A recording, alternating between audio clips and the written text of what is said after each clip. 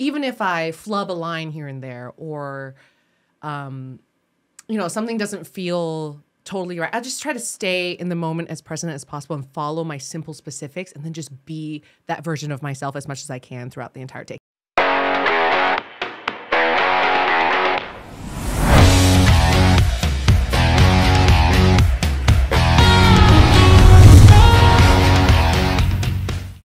Hey, what's up, everybody? Welcome to today's episode of Talent Agent Talk, where we are bringing you educational lessons and real-life stories behind the scenes of film and television.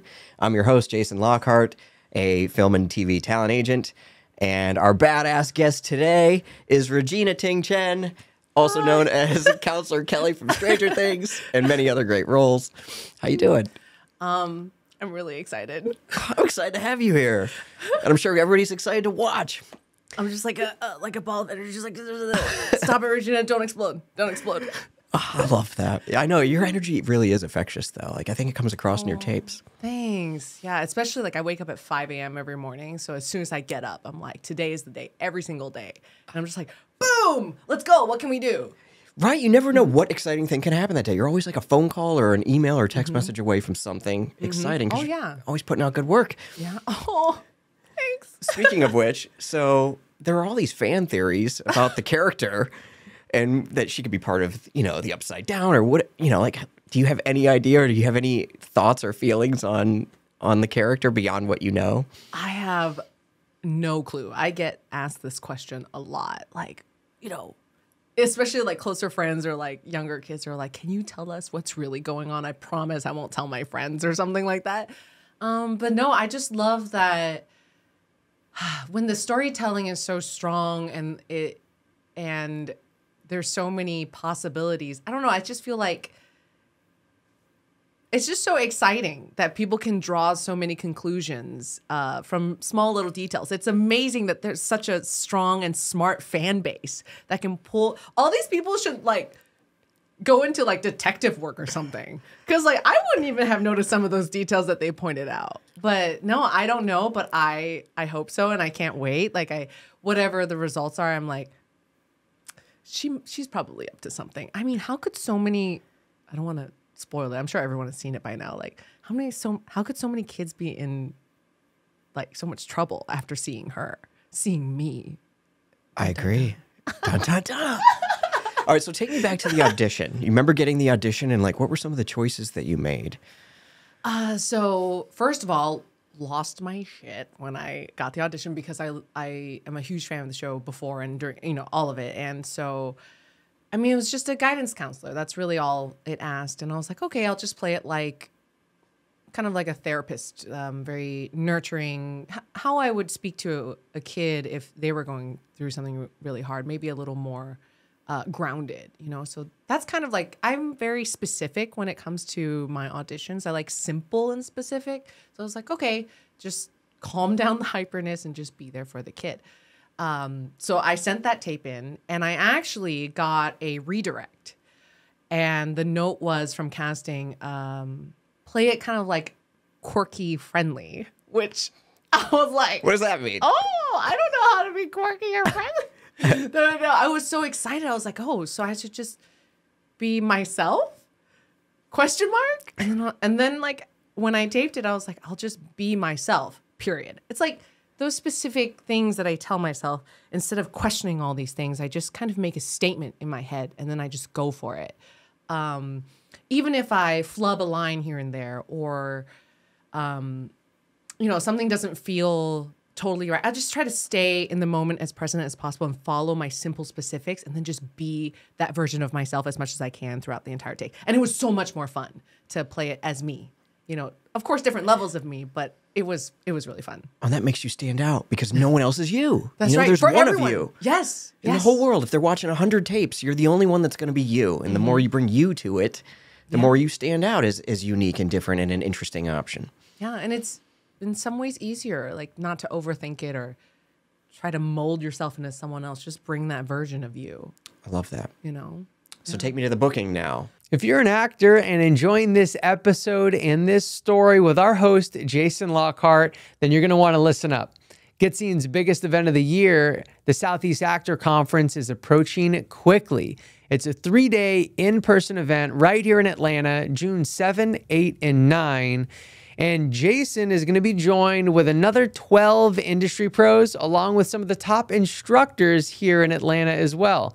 This event is going to be an incredible way for you to help build your actor community, make those connections you need to move forward, and then also build a really proper strategic plan to move you forward in your actor journey. If you're looking for a discount to this event, great news, because we're still in early bird pricing, and there's even an additional promo in the pinned comments. So go there right now, grab your ticket. Space is limited. So if this sounds like an event that's going to move you forward, that's getting you excited right now, go do it right now and grab your ticket. And we look forward to seeing you there. And so does Jason.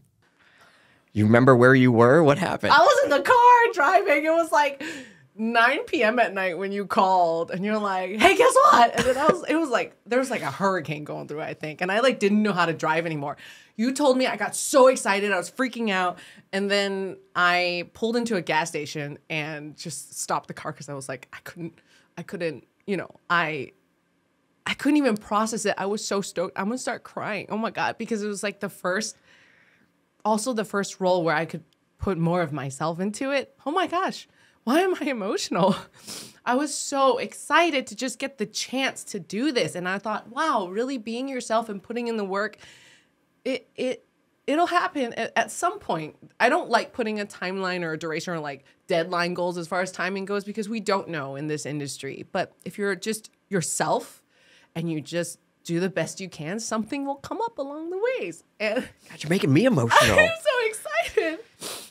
I forgot how to drive.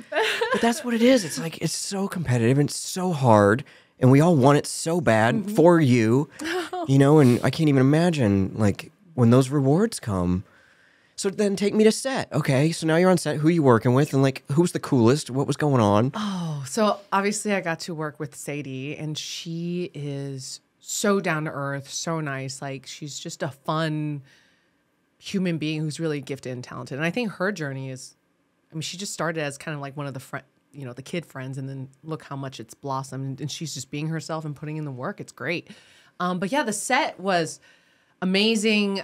It was effortless to fall into that time period because of the detail in the set itself, like down to the pen and like the chair squeaking a little, and like, I don't know, it was so magical. I had not played something that wasn't like present day ever, at least being on set. So it was really cool to go somewhere where it's like not period piece, but it's not present day. And then as far as doing the roles, like I worked with the Duffer Brothers and also Sean, and they would suggest different things, like play it like you're the aunt, play it like you're a teacher who cares, play it like you're someone who has no emotion. So it's like all the different direction coming at me. Luckily, I went in just, okay, I know what I'm doing, but my mind is open to anything that comes my way. Huge. Yeah, but that is a mindset thing. Like, you can't focus on like, just get the lines down, and just spit it. No, like, that's part of the work. That should be assumed. And then go in having an open mind, and then just playing. Everything, that's the easiest part, is getting on set. Everything's done for you. The set is built. Your costume is chosen. Your hair and makeup's done. Like, all I get to do now is play different versions of myself. How I felt so lucky. I will say this. When they're done with the scenes, they're moving on, right? They're moving on to, honestly, you're on a tight schedule. You got to go. So something I did learn is like, I thought maybe they'd say, thank you so much for coming in. Great job. Something like that. And no, they're like, got it. Thanks. And they're moving on. But I was like, oh, it's a business at the end of the day, or like it's work. Like, we just got to keep going. The creativity is there in that moment. Be happy. I guess that's what I'm trying to say. Be happy with what you do, play, and be free, and then let it go. I love that. And I was going to say, like, if you could walk away from this and give, all of our viewers and aspiring actors like a really great lesson you learned from this magical experience, what would it be? Would you kind of summarize it as? playing, or I mean, Yeah. well, you know, what do you think you got the most out of this aside from a good time? I think it's the playing, having an open mind, more so than playing, because playing is like the action. But I think your mindset is really key. Just having an open mind coming in, meaning do the work, know your lines, know the scenario, know your character, and then just be ready for it to go completely sideways or completely the way you think it will. You just don't know. But if you're flexible, you could do anything. I love that. You know? Yeah, once you memorize the lines, you're right. You just show up and then you're set up for success. Yeah. They, you know, hopefully they help you with that. I also had crazy hair. A lot of people ask me, like, was that your real hair or is that a wig? It's like, that was my hair. They just curled. Oh, and then, here's another tip. Don't try a new conditioner before going to set. Because I tried this, like, Aussie conditioner supposed to make it, like, silky, shiny. Well, the curls wouldn't hold. So, like, I had this big hair and it was falling. So one of the hairstylists was actually hiding, like, under a table, and every time they yelled cut, like, shh, like, just stand. I'm like, where did you come from? Thank you so much. And it would hold for a second for the take, and then she had to like hide again, and then they would, you know, we would roll and it would drop and it would come back and spray. But anyway, that's just kind of a funny story. They're like, because it was the second day I shot, and the hairstylists were like, what happened to your hair? Like, why won't anything hold today? And I'm like, I tried a new conditioner. It's so silly, but that was just a fun. Well, that's a great lesson, though. Yeah. Don't try new conditioner. Don't do it. It could really, you know, mess up the consistencies of your hair. Yes.